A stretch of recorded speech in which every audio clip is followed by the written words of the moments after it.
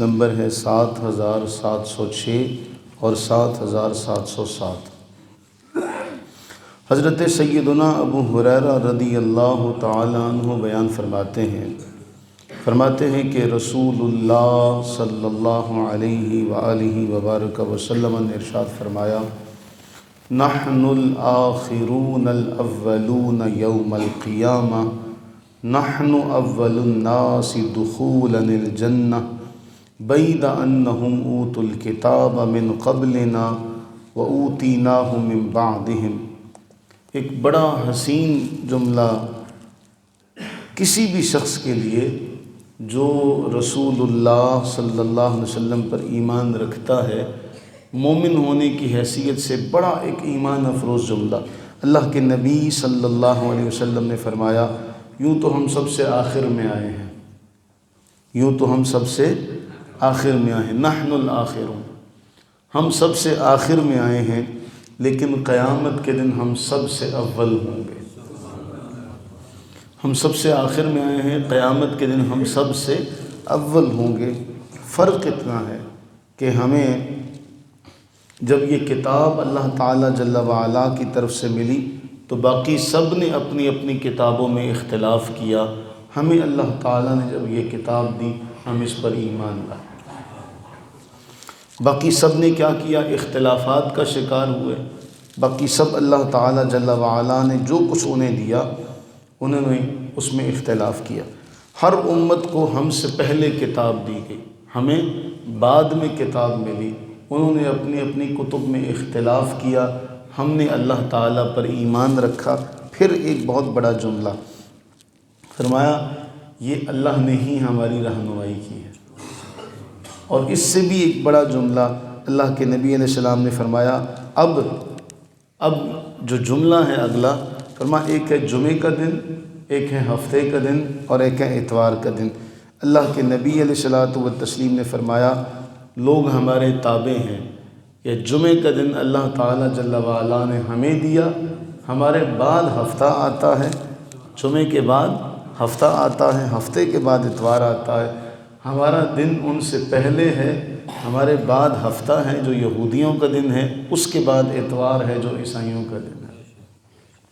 یعنی فرمایا کہ اللہ تعالیٰ نے انہیں یہ دن مقرر کیا تھا ان پر، لیکن انہوں نے اس دن پر اختلاف کیا، جس کی وجہ سے اللہ تعالیٰ جل وعلا نے ان کی مان لی۔ ٹھیک ہے، تم یہ دن نہیں لینا چاہتے تو نہ لو، تو اس کے بعد والے دن پر چلے گئے۔ تو یہاں سے ایک معاملہ اور بھی پتہ چلا کہ جو ہفتے کا آغاز ہے وہ جمعے سے ہوتا ہے، کیونکہ وہ سید الایام ہے۔ ہفتے کا آغاز جمعے سے ہوتا ہے۔ اگر ہم ہفتے کا آغاز جمعے سے نہ کریں تو رسول اللہ صلی اللہ علیہ وسلم کا جو فرمان ہے اس کی تو پھر مسلمہ حیثیت ختم ہو جائے گی۔ صحیح بخاری اور صحیح مسلم کی جو متفق علیہ روایت ہے، اس کے اعتبار سے امت مسلمہ کو یہ جاننا چاہیے کہ ہمارے ہفتے کا آغاز جمعے کے روز سے ہوتا ہے، کیونکہ یہ سید الایام ہے۔ اسی اعتبار سے جب ہم جمعے کے روز سے اپنے ہفتے کا آغاز کریں گے تو ہم ان سے اول ہوں گے۔ ہمارے بعد اہل کتاب میں سے یہودیوں کا دن ہفتہ آئے گا اور پھر عیسائیوں کا دن اتوار آئے گا۔